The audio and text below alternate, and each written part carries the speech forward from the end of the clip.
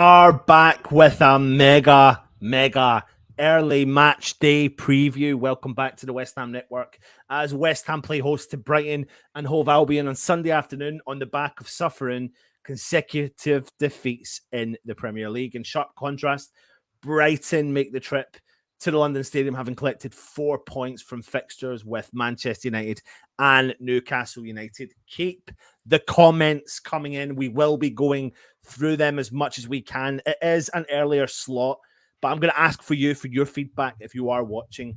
We normally go out the night before, preview, the night before a game at 9 o'clock. I'm asking you, would you prefer us to go out a bit earlier? It might suit my work lifestyle if it could go out a bit earlier, but I'm looking for your feedback also as well. Anyway, I'm joined by Statistical Matt. Matt, how you doing, mate?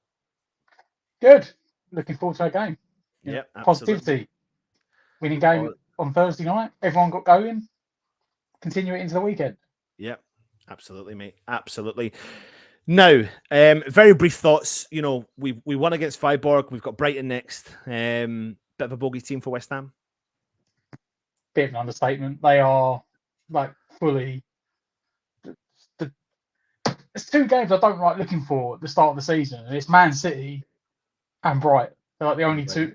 It's weird. Like I'd rather be playing Liverpool right now than Brighton, because I'd be like, we can do something to Liverpool, but Brighton. History tells us that I think we draw at home and lose away like every game. Yeah. So, but we've got to get the boat off the back at some point. It's got to come. Keep your stats for the stat attack for later on, mate. And of course, without further ado, what we usually do is we ask an opposition fan to come on. But under the new system of how we're doing a preview, it's time for us to talk Brighton.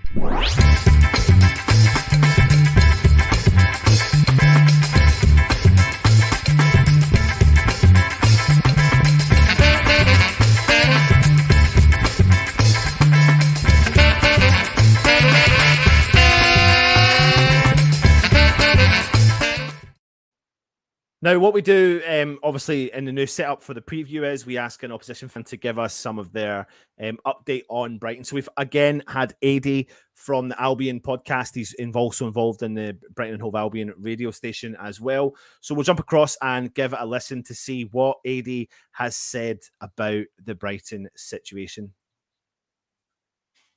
On the Albion Raw radio show here in Brighton, and we are very much looking forward to our trip to the London Stadium on Sunday. And we come up in good form. We've got on 4 points, which should probably be 6, but Nick Pope's masterclass on Saturday sent the Geordies back to Newcastle somehow with a point in their back pocket. We're still scratching our heads about how that happened, because we absolutely dominated that game and had their goal under siege for most of it. But it's been an entertaining start, some good football. Obviously the win at Man United caught some headlines, but no one was that surprised about that result here in Brighton, because, well, United are a basket case. We saw that last season when we beat them 4-0 towards the end of the season, and so I mean they're just answers on the postcard about how they're going to fix that problem. Obviously, transfer window's still open. We've lost a couple of key players in Yves Bissouma and Marc Cucurella. We kind of knew was going to go. I mean, it's kind of a gentleman's agreement that he would go at the end of last season, and he goes with our best wishes. He's had an absolutely brilliant time at the Albion, and he's been the hero, and he's improved, and he wants to go and play in the Champions League. So good luck to him. Unfortunately, it's at Spurs. We thought we might go to a bigger club, but we will. Wish him luck, and we'll see how he gets on. The Cucurella saga went on for a little while. We got a huge transfer fee for someone that we spent only 15 million on last season. But you know what? Everyone else could have done the research. Everyone else could have the same recruitment, and we've got a succession planning here at the Albion. We know that if a player goes, we've got someone waiting in the wings to come in. With Yves Bissouma, we have Moises Caicedo, and Caicedo is now he's attracting a lot of media attention, and the fact that he's been touted around to various clubs, but that's not coming from us. It's not coming from the player. It's coming from people panicking because they're getting towards the end of the window. But if someone wants them, it'll be 100 million plus for a player that's played less than 15 Premier League games, which would be ridiculous. But Moises will stay with us, and we just signed another of his Ecuadorian compatriots in Purvis Espunian, and we're very much looking forward to seeing what he brings to the party. Don't know an awful lot about him, but he's come from Villarreal. He's a Europa League winner, a Champions League semi-finalist, and he's very highly rated. And if our recruitment team think he's good enough to play for us, then he's good enough to play for us. So we're looking forward to that. Other players that come in, Denis Undav we signed in January, but he remained with Union Saint-Gilloise. His stats last season properly stacked up. Stats-wise, he was the best striker in Europe. Obviously playing in Jubilee League, which isn't that high a standard, but it's at the end of the day, if you want to score a goal, you got to put it in the back of the net, and that's what Dennis did with I think it was like 29 goals and 22 assists, which is pretty spectacular figures, really. Also, Karu Mitamar, he was also signed last January, and he also went out to the USG. He made his Premier League debut against Newcastle on Saturday, and he lit up the place. He's so exciting, very direct. He's the sort of player that you wonder how he gets past players the way he does. It's just like incredible, and we're very, very excited about him. As for West Ham, well, you haven't had the greatest start to the season, have you? Obviously, getting off the mark in Europe, that was a confidence boost for you guys ahead of Sunday. But you'll want to obviously get some points on the board in the Premier League. Obviously, you're playing against Brighton, who you always do really well against. Hang on, maybe not. We're hoping that Hoodoo remains very firmly in place, whether Neil Maupay is still with us or not. But anyway, I would like to wish you good luck for Sunday. I really wouldn't mean it. Come on, Albion. See you soon. Take care. Bye.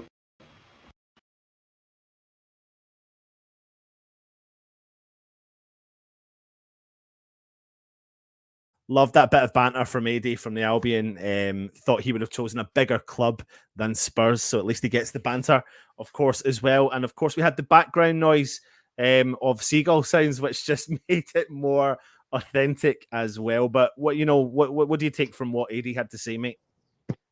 Yeah, he made a couple of good points. There was a Moises Caicedo. I think, obviously, we're in a bit still a season in the transfer window, but I'm sure it was only last week that Man United and we were linked to him. Must admit, I don't know much about him, but Brighton do very, very well at selling players.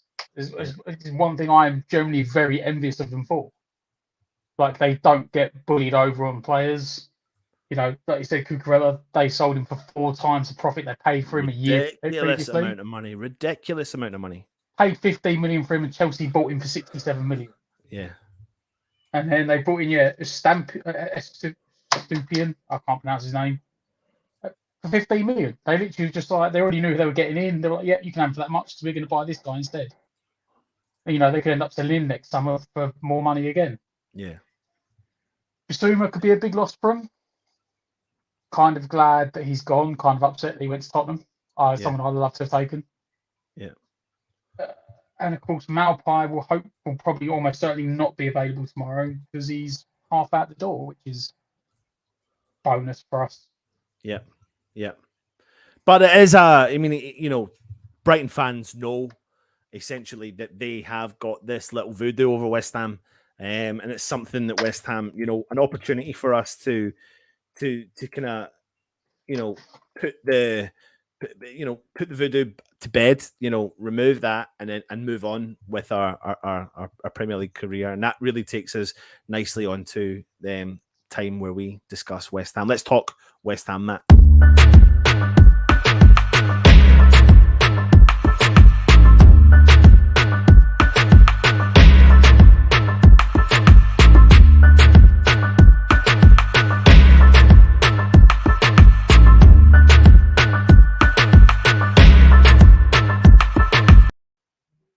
I mean, we've come off a really good victory against Viborg, which you could say could give us the potential to kickstart our season. Or am I getting carried away here? Well, players, look, if anyone's watched any of that Arsenal documentary on Amazon, players do read social media. They do read it. It can affect them. Like, people seem to think that they don't. They just ignore it all. They do read it.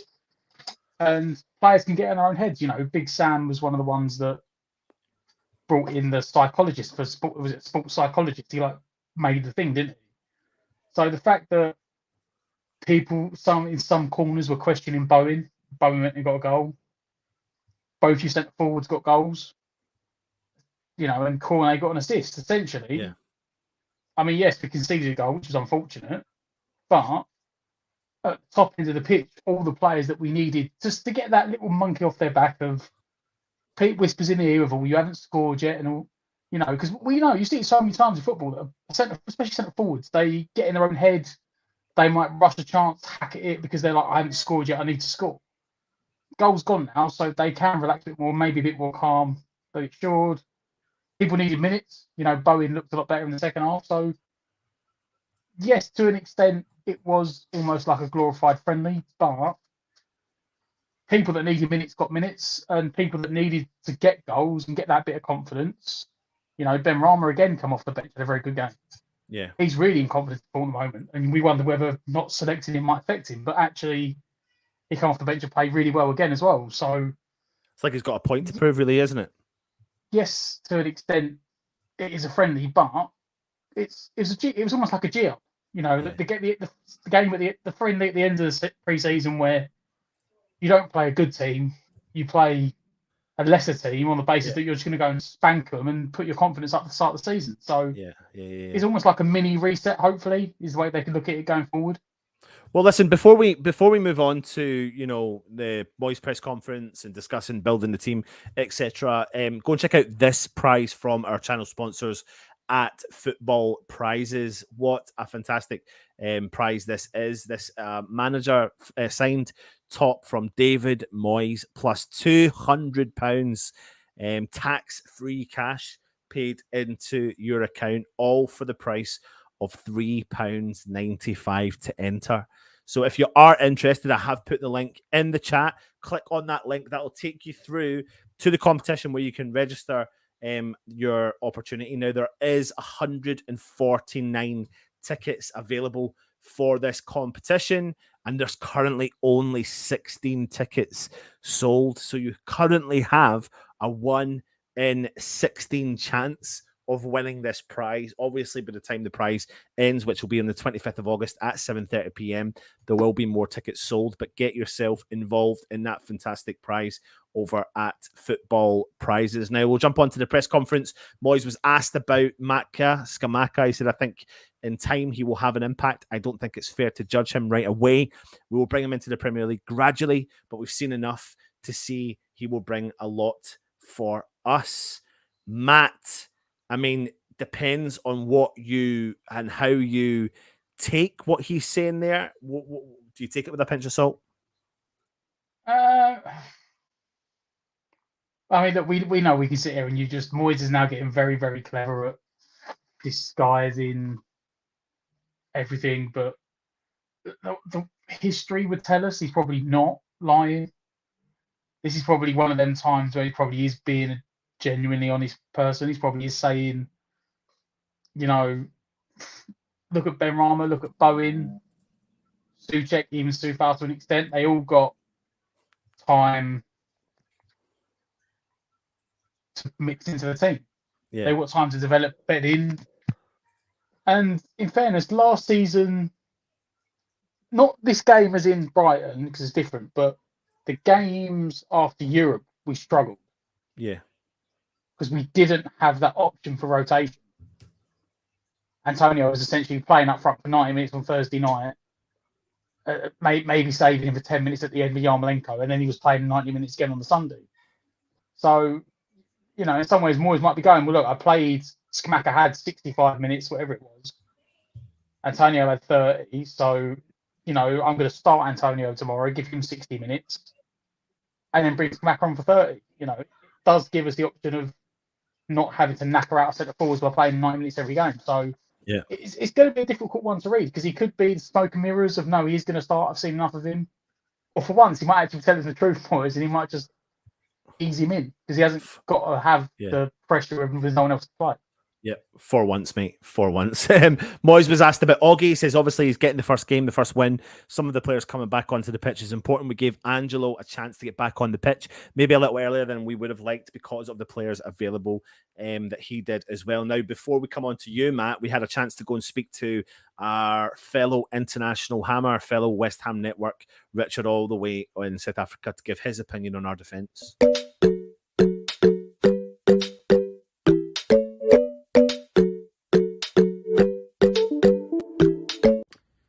Hello, West Ham fans, West Ham family. I hope you guys are all keeping well and buzzing after last night's results in the Conference League, a game we were expected to win. Let's not kid ourselves. But some really positive impacts made by a lot of our new signings, Skamaka, Cornet, Thilo Kura. And that brings me to an interesting debate as to who is going to start alongside Kurt Zouma on Sunday. Now, obviously, Angelo Ogbonna came back and captained the side, which was a massive plus, a massive boost. Personally delighted to see him come back into the side. He's been immense for us over the last couple of seasons and unfortunately has struggled with injury. But, you know, if we can get Ogbonna back and a fit and strong Angelo Ogbonna, it will be as good as a new signing as far as I'm concerned. But it is a bit of a conundrum because we have just brought in Thilo Kura and we all know, you know, the potential he has and the pedigree he brings from PSG. So to be honest with you, I'm absolutely on the fence when it comes to who starts alongside Kurt Zouma. I would have Ogbonna or I'd have Thilo Kura, and I'd be happy with either. You know, if Ogbonna's fit enough to start, he's just played in the Conference League and started, so he must be, then I'm all for it. At the same time, I'm sure Thilo Kura is raring to go, and he'd obviously love to get his debut for West Ham. So yeah, I'm just delighted we have fit centre-backs, and I'll take either of them. I'm actually very interested to hear what the rest of the West Ham family think about it. But it is a nice conundrum to have, you know. In the past, we've struggled. You know, we've seen already the last 2 games. We haven't had fit centre-backs. So as long as we get the 3 points, I'm not really too bothered. And come on, you Irons. Thanks to Rich, of course, from the International Hammer Base and West Ham Network, giving you his opinion. Before I ask you your opinion on that as well, Moyes then went on and spoke about the injuries. He said there's not much to report from last night in terms of the Viborg game, but we're hoping to get people back. Dawson is not too far away now. So on our defensive issues, Matt, I mean, we'll come on to your team selection in a minute, but Augie is back. Do you think we'll see him again? Or do you think he's given us, you know, it's maybe a bit too early for a Premier League game? I don't think he'll play Sunday, but it would not surprise me if he does play again on Thursday. Yeah. I think, you know, if you remember back to last season, we had the 4 centre-backs, we had the 2 pairs, didn't we? Yeah. And I think the pairs changed. It started off as like Zouma and Diop as the European team.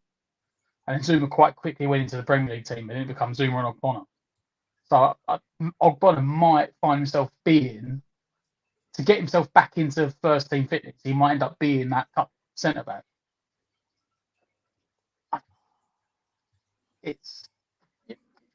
I mean, he played, and the thing is, he didn't play 90 minutes, did he?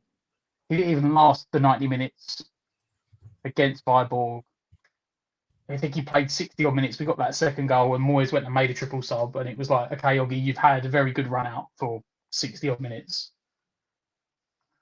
Let's get you back in, get you rested, make sure you don't overdo it, and then again, I think it'd be on the bench Sunday as if anything happens. But I mean, look, he got given a 1 year extension. Basically, he sees out this year.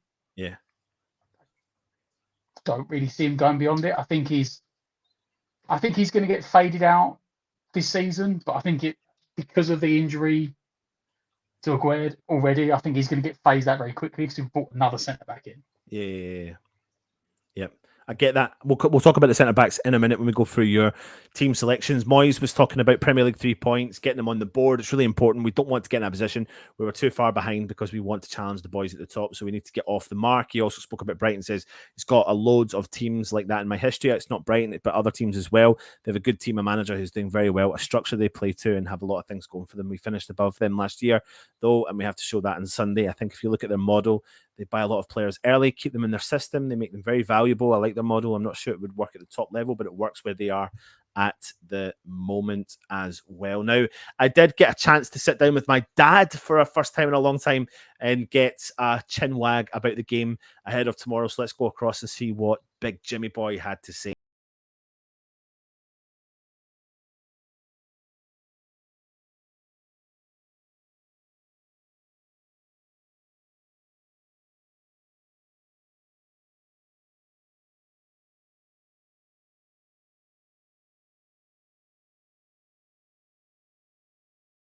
Which is called Any Old Iron. Of course, bringing in my dad. I don't want you to take offence by the Any Old Iron comment, but, you know, a bit of the old school. There's no harm in that. Anyway, Dad, it's been a while since you've been on the channel. How are you doing? I'm fine. You? Yeah, good. Good. You know, I speak to you. The channel going? Yeah, all right. Good.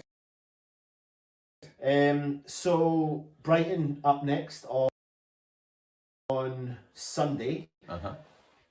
But we've lost the first 2 games in the Premier League. Correct. But then we've went ahead and won the game last night. So from your experience, what does that do, winning the game last night, moving into the Premier League game? Well, it's not. I wouldn't say it's through my experience. I think really momentum from that game must help us going into the next game. There's no question about that. I mean, it wasn't. I didn't actually see the game, so I really had to relate back to what you said about it.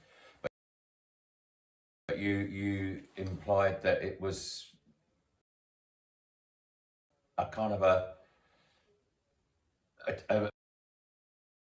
job done, and that's about it. Nothing too exciting about it. The thing is, though, it is a job done, and that's it. So now, hopefully now, that will give us some impetus, particularly Scamacca scoring the goal. In fact, all 3 goals I thought. I'm going to take that off because it was really laggy, but I hope you got the element of what he was saying. He said that, you know, Thursday's result was job done. Thursday's result was job done, and that's the way the mentality. Again, don't take offense by it, Dad. You know, but the title of the show, but trying to learn and lean on his experience from being a West Ham fan of the past, and to know, like, when you need a result, that's sometimes what you need to go and do. It wasn't the most convincing of victories, but we got the job done, and that can give the club and the team and the fan base some momentum and consistency, which are the 2 main words that obviously David Moyes uses a lot. What do you think of that? I think we all said, didn't we? Like, it was going to be one of them potential banana skins. Like you said, Jim was right. It literally was just that was one of them games I call, like, it was a no-win situation.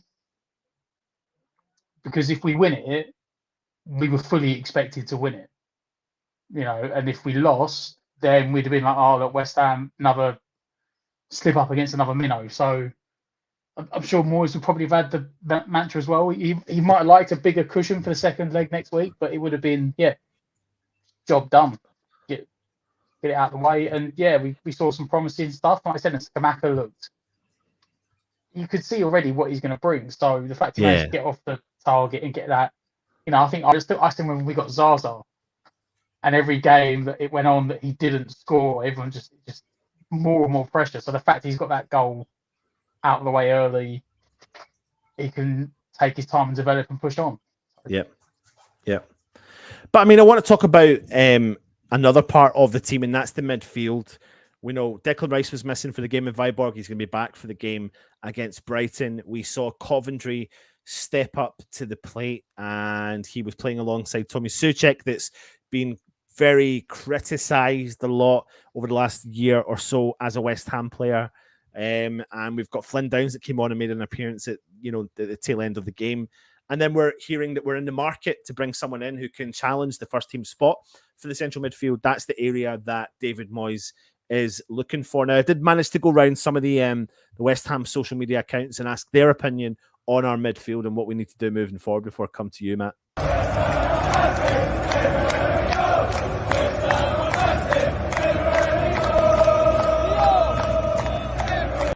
So with the opening match of our European campaign out the way, we can now focus on the match on Sunday against Brighton and Hove Albion. A tough test, a tough nut to crack. A team that since we've occupied both the Premier League, we've not managed to overcome them. So there'll be a tough test. Graham Potter is a very tactically astute manager. If tomorrow David Moyes was to not be the West Ham manager, and we was to be looking at managers who realistically could come in my opinion, he would be someone that I'd be very interested in. Looking at Brighton in their opening two fixtures in the Premier League, they've deployed against Manchester United a 3-3-3-1 formation, and against Newcastle United a 3-4-2-1 formation. The midfield battle will be key. And obviously, we have a number of central midfielders who we can bring to the fore. Obviously, Declan Rice is a nailed-on starter. We know that. Who will be in midfield with him? Will it be Thomas Soucek? Will it be Flynn Downs? Will it be Connor Coventry, who obviously played yesterday a fair chunk of the match against Viborg? Could it even be that David Moyes might even look to pack the midfield out to stop the midfield getting overrun? Could we find that we perhaps play three central midfielders? And if so, who do you think? Personally, I think that we know that Declan Rice will start.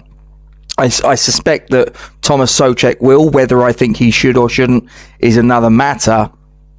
Connor Coventry did well enough, but Flynn Downs is a little bit of a difficult one to gauge. He's not really got much minutes under his belt in Claret and Blue.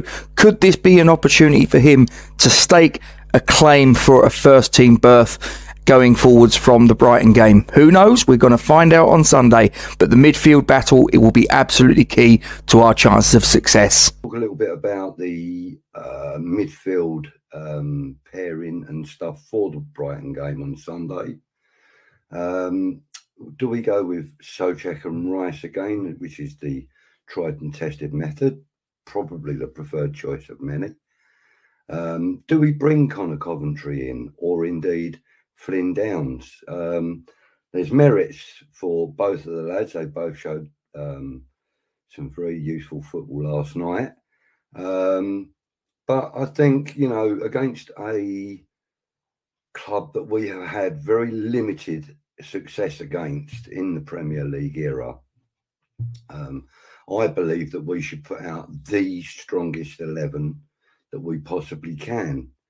And by that, I also include, within the midfield five, if you like. It would be, for me, Rice and Soucek.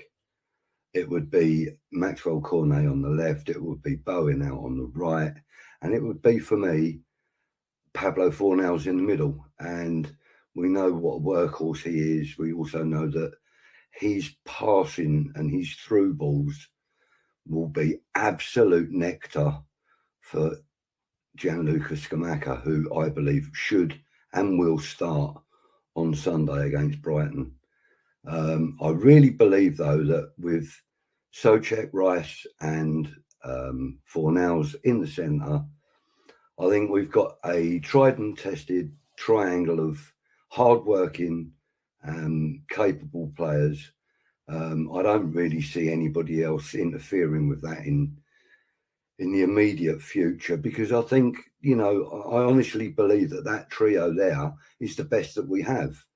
Manuel Lanzini, he has a lot of merits. He's very tricky. He can be steadfast when he's on the ball. And his passing ability is incredibly good. His shooting can be very good. And, you know, we always know that he can produce a worldie. I don't think there's going to be too much more for me to say, except for have a good day on Sunday. If you're going to be at the stadium, I'll be there. Come on, you Irons.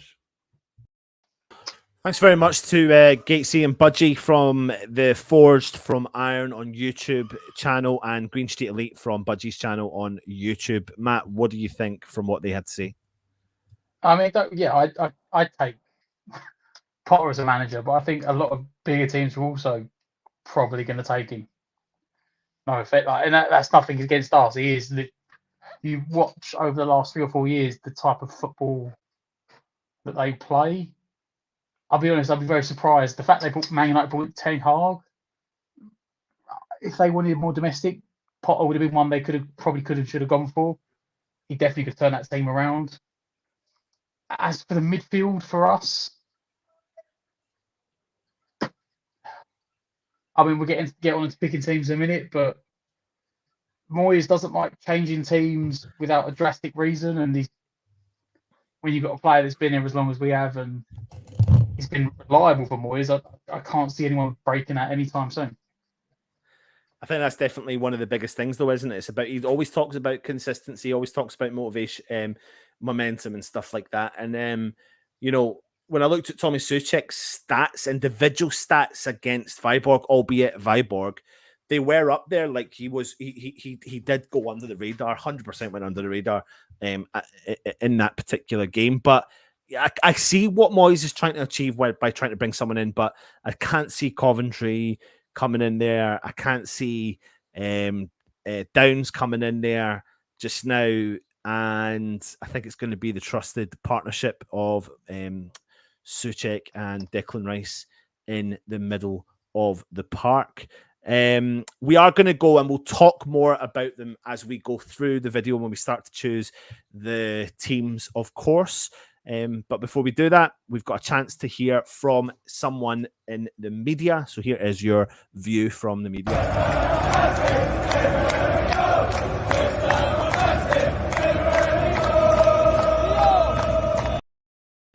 Hello everyone at the West Ham Network, Jonty Coleman here from Football London. I'm currently sat in the media room at Rush Green Training Ground, which has had David Moyes' press conference ahead of Sunday's game with Brighton. Obviously, it's a really quick turnaround for everyone, of course, having played against Viborg just last night at the time of recording this. And it was a good win for the Hammers. And obviously, David Moyes made 7 changes to that game, but it's still a strong enough squad. Great to see Gianluca Scamacca, Jared Byrne and Michael Antonio all get their first goals of the season. Good goals as well, actually. Although I think West Ham still would have liked 1 or 2 more goal advantage going into the second leg next Thursday. Anyway, on to Brighton. At least that win did allow some players a rest. Obviously, like Kurt Zouma, a lot's been called upon him recently just for issues in defence with injuries, etc. Lucas Fabianski completely rested from the squad last night, so again that was needed. A few players like Antonio and Ben Rama, a few others coming off the bench last night, so again trying to limit their workload where possible. But it's going to be a tough game. Brighton obviously go into this, they have played in midweek, but they have picked up 4 points from 2 games so far. They beat Manchester United on the opening weekend at Old Trafford, and also held money-rich Newcastle United to a goalless draw last weekend. So it's going to be a tough game. In terms of injuries, it's looking a bit easier now, a bit more light and breezy. Craig Dawson is back soon. Whether Sunday is too soon or not, we'll have to wait and see. Naif got of course out, but barring that, that's looking about it. I doubt we'll see Angelo Bonner. I think they're going to try and ease him back in. He was about a week or two too early coming back, but they had to call upon him, and I think he did a pretty good job. for the 3 quarters or so of the game he did play. Brighton's going to be a tough test. Obviously good form, very good team, with them doing really well in season, but hopefully the win over Viborg in midweek will have given Mohammed some real confidence going into Sunday's game. Thanks to John T from Football London. Of course, you've seen he was at the press conference with David Moyes and managed to stand in front of the press conference area, which is pretty cool to see as well.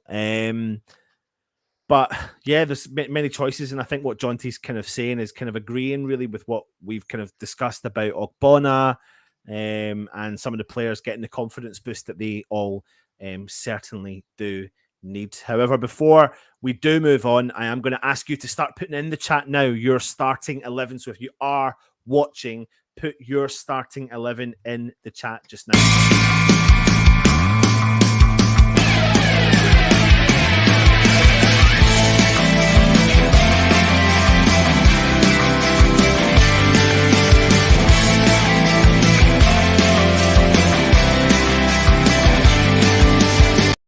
But before we move on to the starting 11, Matt, it's over to you, mate, for Stat Attack.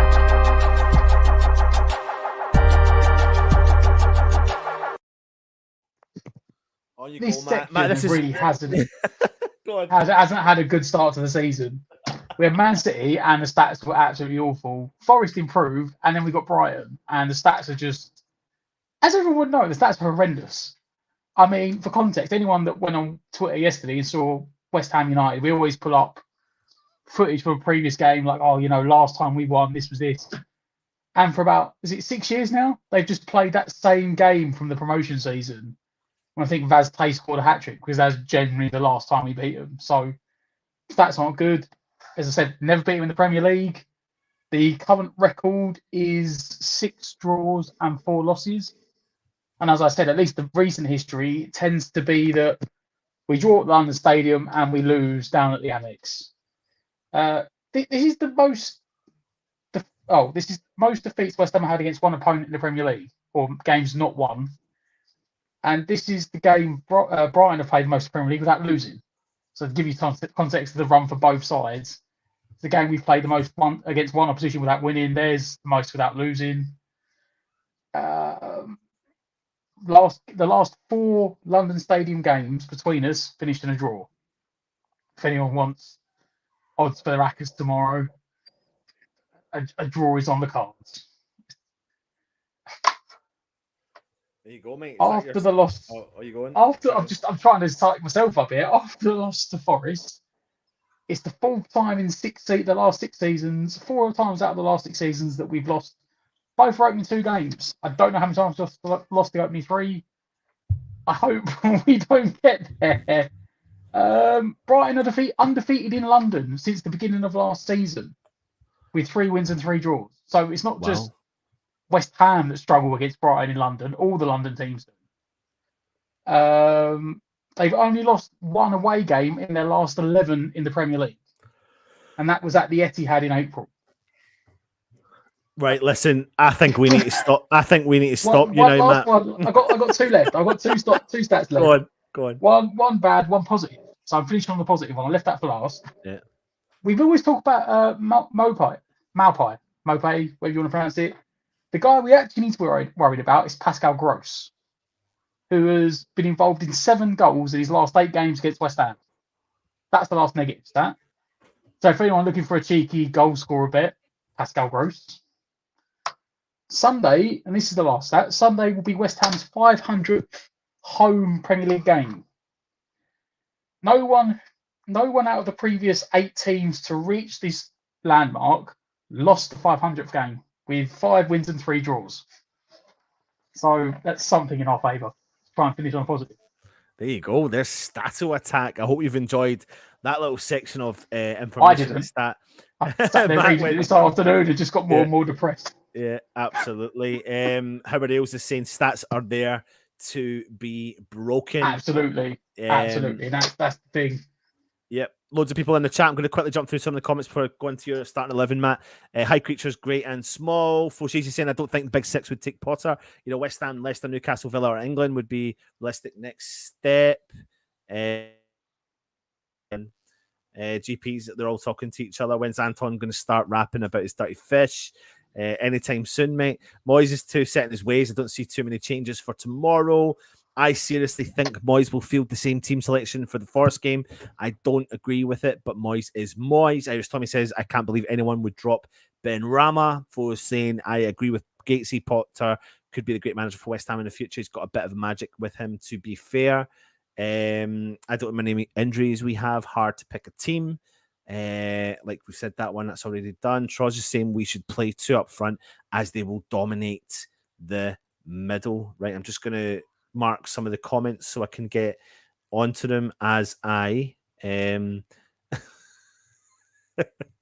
oh my word, there's some funny people in here in the chat, isn't there? Right, Matt, it's over to you to start building your starting 11 for the game in Brighton. And of course, you have to move your face over. There you go. Right, so obviously, as always, start with the goalkeeper. I still want Areola to start. However, as we've seen from last week, it's going to be Fab. It'll be Fabianski. It'll be Fabianski. Yeah. There we go. Areola played in the midweek game, so much like the start of last season, Areola is the cup goalkeeper to begin with, and Fab's the Premier League keeper. So, and in fairness, he did make some good saves. He made some important saves last week in Forest. You know, it's not. I'm not digging out Fab because he's had bad. I just think at his age, it's time to pass the glove, the metaphorical gloves over the number 1 shirt. But Moyes don't think it's time yet. So Fabianski it is. Right. One of the 2 more important topics of the game tomorrow is the centre backs. Mm-hmm. First man, obvious name straight away is Zuma. You know, a lot of people. I'm going to just come on this topic for a second. A lot of people are kind of starting to worry about Zuma's fitness. He does look like he carries a knock. He looks like he waddles quite a lot. However, he's I think that's just how he runs. I generally he's never really ran any differently. Like for me, it's just the way he runs. And I'd also, I'm not saying they're the same people, but let's remember to this time last year when we were in negotiations for, was it like Milenkovic or something and Zuma, something like that, the guy from Fiorentina at the same time. And a lot of people were saying about Zuma, and Gold and Sullivan themselves said, well, we don't want to pay the money because it was injury record. And a lot of West Ham fans were saying, if Moyes wants him, pay the money.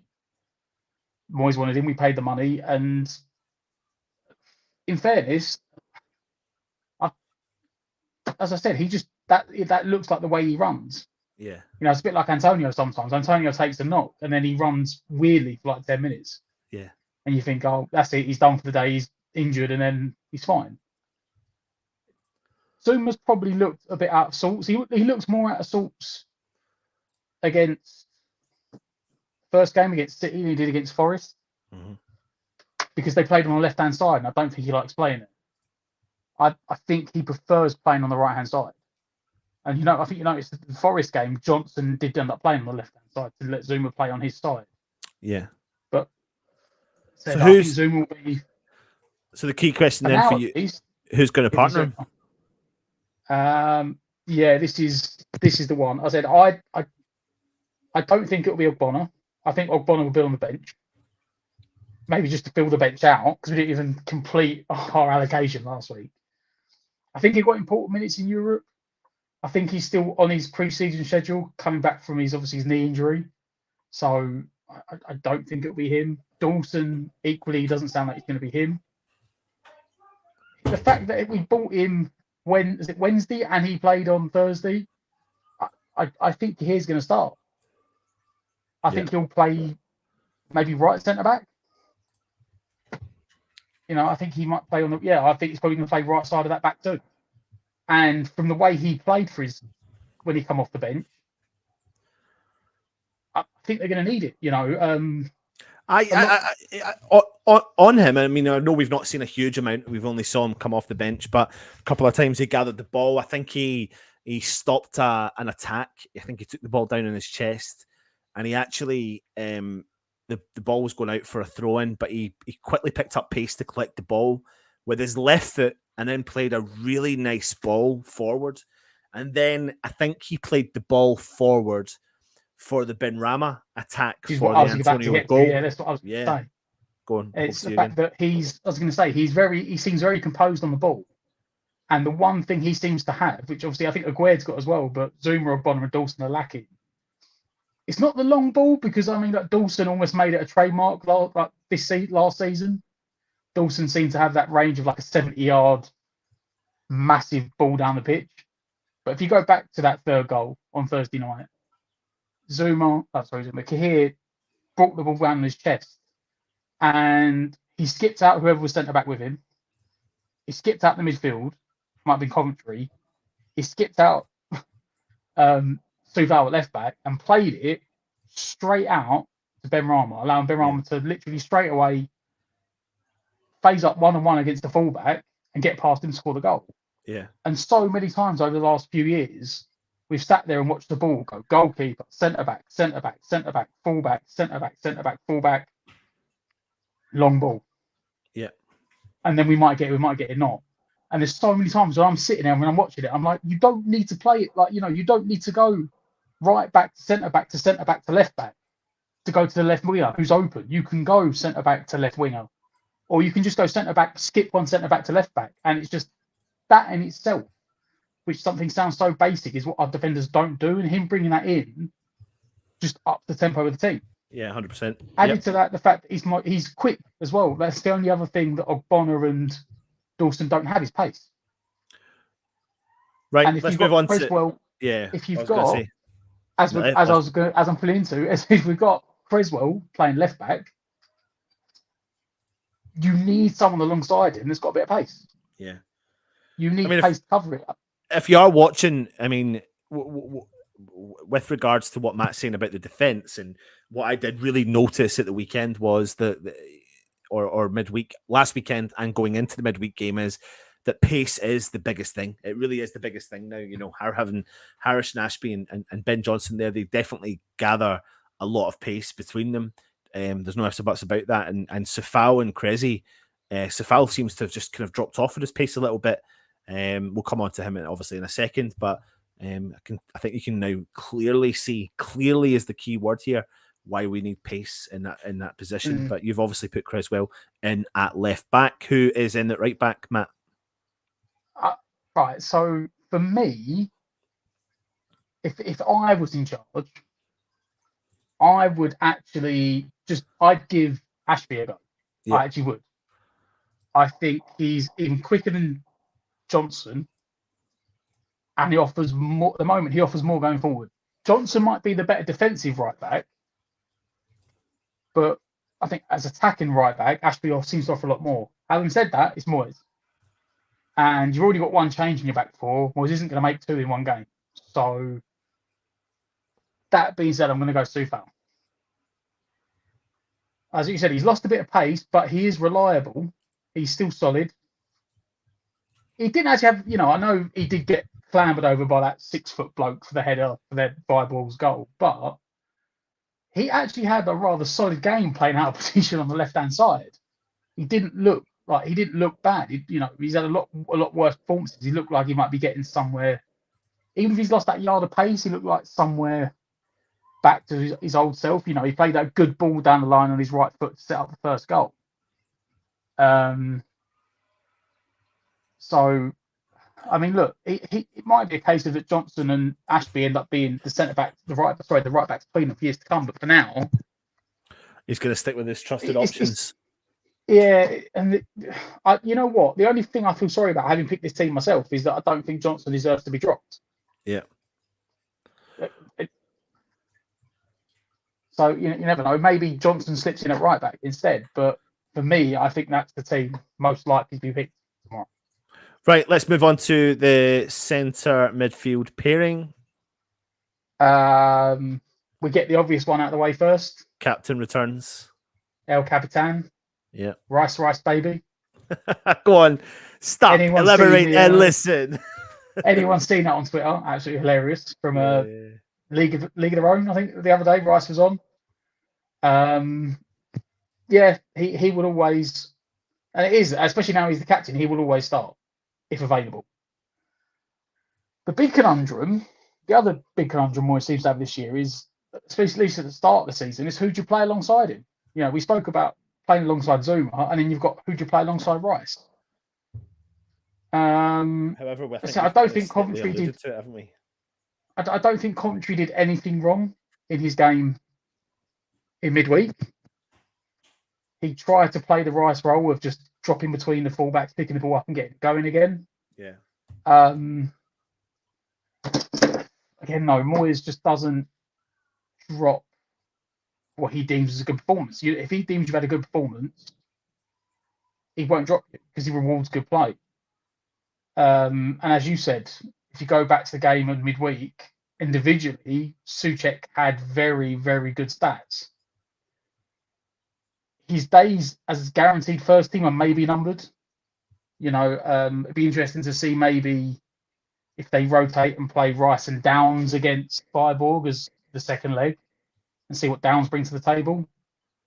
You know, I know that's the other position we're looking at bringing someone in for. You know, there's still talks of this Van Aken coming in. And if he comes in, will he replace Souček as a like for like with a more technical ability? But for now, as much as his technical ability lets him down, it's going to be a very big battle in the midfield on tomorrow. Yeah, absolutely. And maybe we won't be able to win the technical battle, but maybe Moyes will look at it and go, if we can't win the technical battle, let's win the physical battle. Yeah. Let's move into the right-hand side then of the midfield. No point in us beating about the bush there. He got off the mark against Viborg in the week. Rice is the first name on the team sheet. Jared Bowen's probably the second. Yeah. He looked, especially in the second half, for the 20 minutes or so he was on the pitch in the second half, he looked like he was getting back towards himself. He took a very, very good goal. I mean, I was surprised he shot from that 25 yards. And he couldn't have put it anywhere else. It was literally right in that bottom corner. Yeah, it was perfect. And something that I do like to see was that he looked generally annoyed and upset when he saw his number come up, but he was coming off. You know, he looked up and thought, I've just got that goal. I want to go and get another, and now you're subbing me off. Obviously, Moyes is thinking it's 2-0 up. Job's probably done protecting for Sunday. But, you know, you don't want to see players being happy they come off. You want them to be annoyed. Hopefully that goal's got people off his back a bit. You know, and let's not forget him and Rice were both a couple of weeks behind the pre-season because they had international duties, much like Souček and Soufal. But, yeah, I think Bowen, we know what he's about.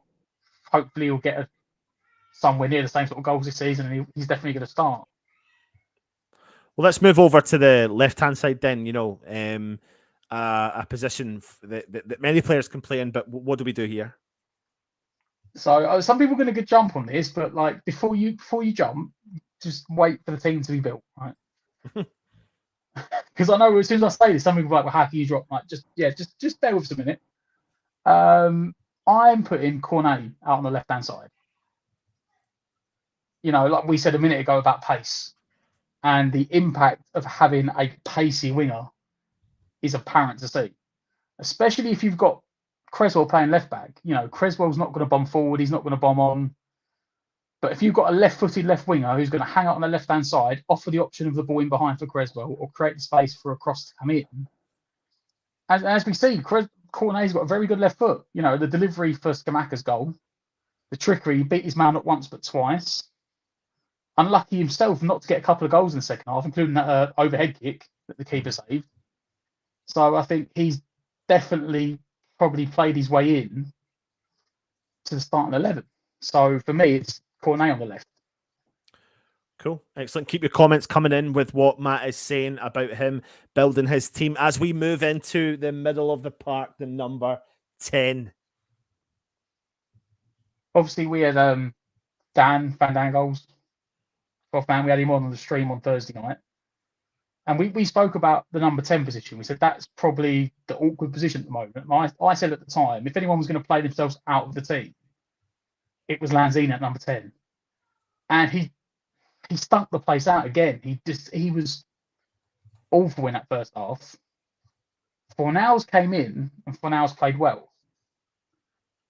But and this is the one I really was stuck on, was this number 10 position. Lanzini, I think, has played himself out of it. Fornals, you could argue, played himself in, but I have to, at this moment in time, find room in the team. You better say Fornals for Papa first. What have you said? Who have you said? Who have I said?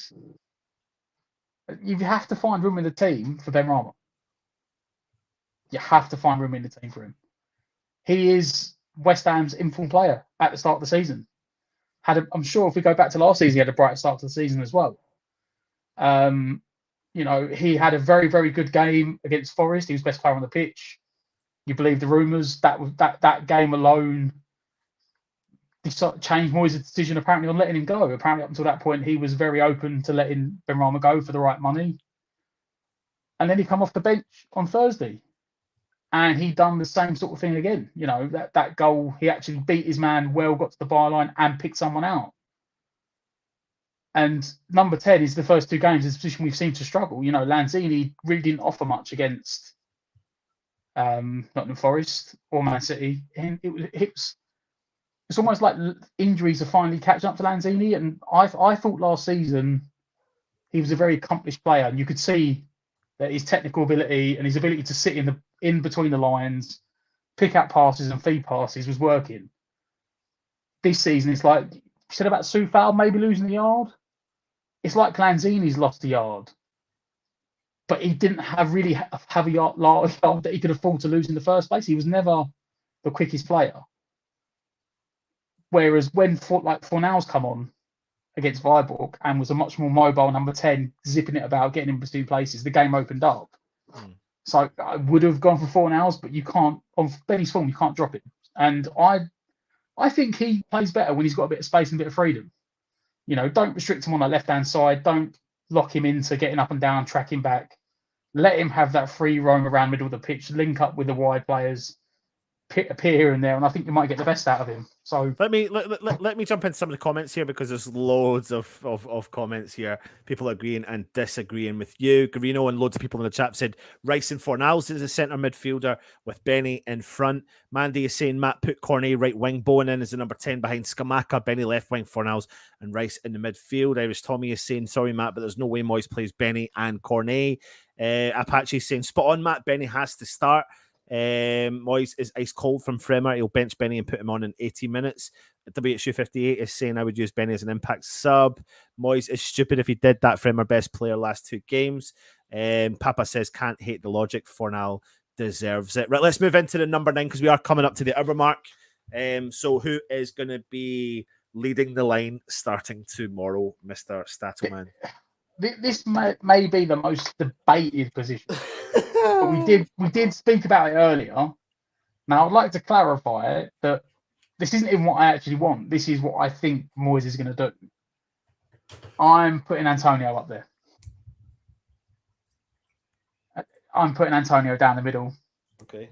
I would rather see Scamacca, but I think because of his very limited pre-season, it seems like Moyes is trying to save him a bit, because West Ham took 6 weeks to get a deal done. He only half trained in pre-season. He didn't play any friendlies.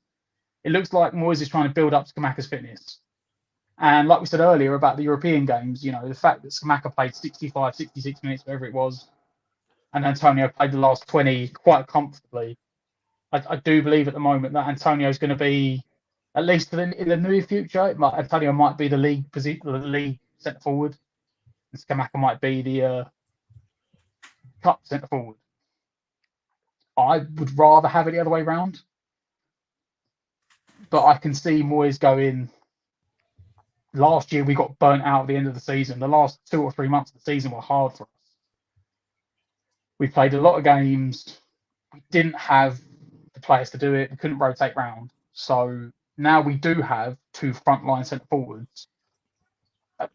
I think, as I said, don't get me wrong, I would like to see it be the fact that he played really well, and Moyes subbed him off to save him to starting tomorrow. And I will be very, very over the moon, happily proved wrong if Scamacca does start tomorrow. I would not be upset in the slightest. However, I'm very much of the way we said about the presser. sometimes Moyes lies, sometimes Moyes plays smoke screens, sometimes Moyes is truthful. And I think for once Moyes may be truthful when he's saying, you know what, we want to bed him in, give him time to mix. So Antonio it is. I mean, I've put an alternative 11 here. I've got Scamacca up top, with the midfield pretty much the same and the defense close to being the same. I've gone for Ben Johnson because I think Which we I would do. argue with. I I'd be know, happy with that team. and I know you were kind of trying to choose based upon what Moyes is doing and what Moyes may do, but I think when it comes to the Scamacca debate, I think what really happens with the Scamacca situation and West Ham moving forward in the forward line is that we've now got an option. This is what we saw from the bench midweek. You know, even though we still got a small squad, every second option is becoming stronger and stronger and stronger, i.e. that they are now becoming, you know, there's Fornals, there's Lanzini, okay, if people want to call Lanzini out, whatever. There's Downs, there's Coventry, there's Soucek, there's Rice, there's Benrahma, there's, you know, Antonio, there's Scamacca, there's Corney, there's players there now that can come in and lead the line. Now, I think he will go with Scamacca tomorrow because I think it's a mixture of game time. He did that against Viborg. It worked well. We got a goal. We saw off the opposition. We brought Antonio off. And the whole point is we've been crying out for a player to support Antonio for such a long time. And I actually think Antonio would be more effective as coming off the bench whilst... Yeah, I really agree with you on that. Whilst at full pelt, whilst all the other players have had 70 minutes under their belt. Because if you've got a fully fit Antonio running at you and you've had 70 minutes in your game, that's where I think is the Achilles heel for Brighton. And I think someone put in the comments there, we need something. We need, where is it here? I'm trying to find the comment. Paul Sheehan is saying, Antonio always ineffective against Brighton. We need something different. And I do think we do need something a bit different as well. And I think Scamacca starts on the basis of the fact that I do think there's a little bit of smoke and mirrors from David Moyes. He's got a goal. Antonio's got a goal. Bowen's got a goal. I think, you know, Scamacca, you know, he dropped deep, he collected the ball, he lost possession a few times, but you expect that from your striker because they're going to have to try, you know, exciting things. And I think he's got to start, to be honest, because Cornet does put balls into the box. I agree that, you know, Benrahma has to play as well. And it now gets to the point, Matt, where we're struggling to choose our starting 11 because we've now got, which is nice. It's options. A nice position. Yeah, we've got options. Yeah. I know this is different for another time. I think we are still short maybe a winger or two. I think, you know, if we did start tomorrow with Bowen, Benrahma and Cornet on the pitch, then like your only winger option could maybe say Ashby and Antonio. So I think maybe that's something else we always need to look at in the market. If he gets another centre forward in, get maybe like another wide forward or like centre forward / winger in. Yeah, but yeah, the options. Moyes is slowly, you know. I think if we had 7 or 8 like first team players in this season, this summer, you know, we're slowly building a team rather than, you know, like last season when it was we had like I know we had like a 23, 24 man team, but it was essentially like a 15 man team, wasn't it? Yeah. I think like, you know, last year we had 9 players that played 48 games or more. Yeah. Or sorry, it was 9 players over 40 games. So, yeah, like you said, the options are now becoming... And it's good for us because it means we can sit here and debate and choose and muck around and pick teams. And listen, I need to... I'm going to stop you there, Matt. I need everyone in the chat now to start putting your score predictions in the chat right now as myself and Matt go through them for you before we finish off the show.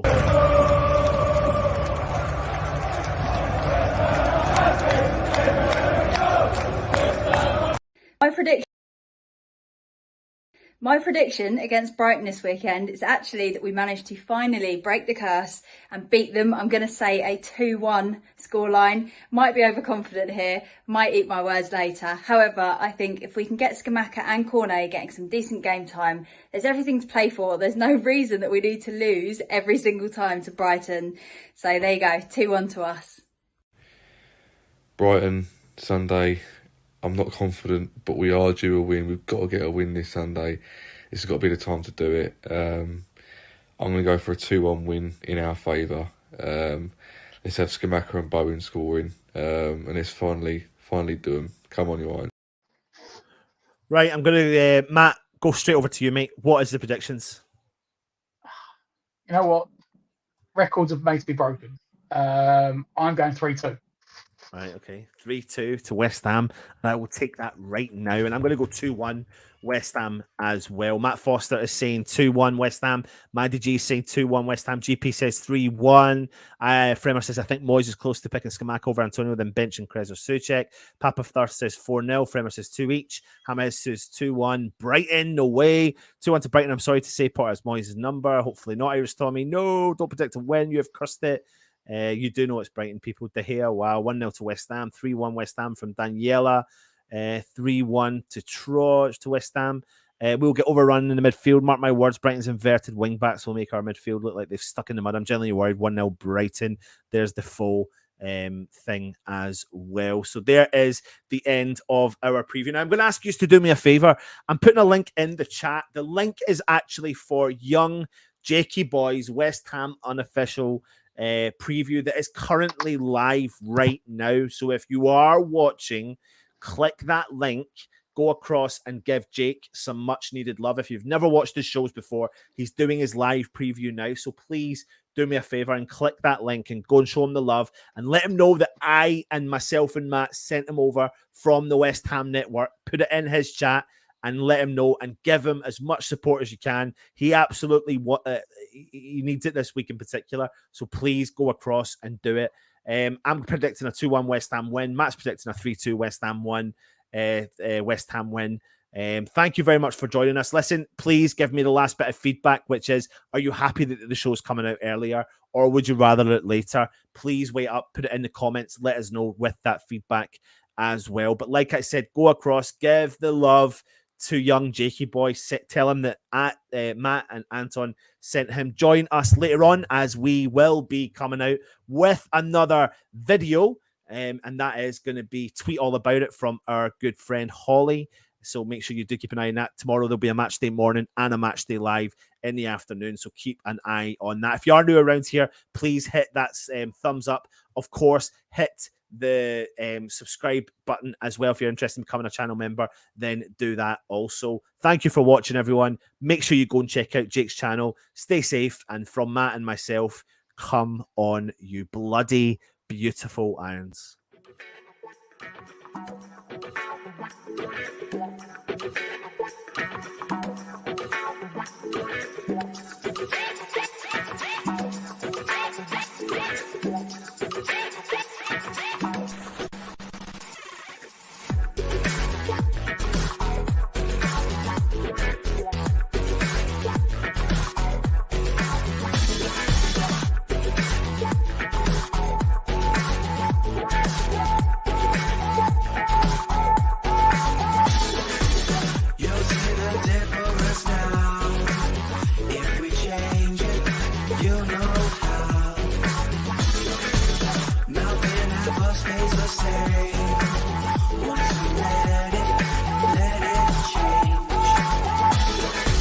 It's like a family tree, part of you and part of me.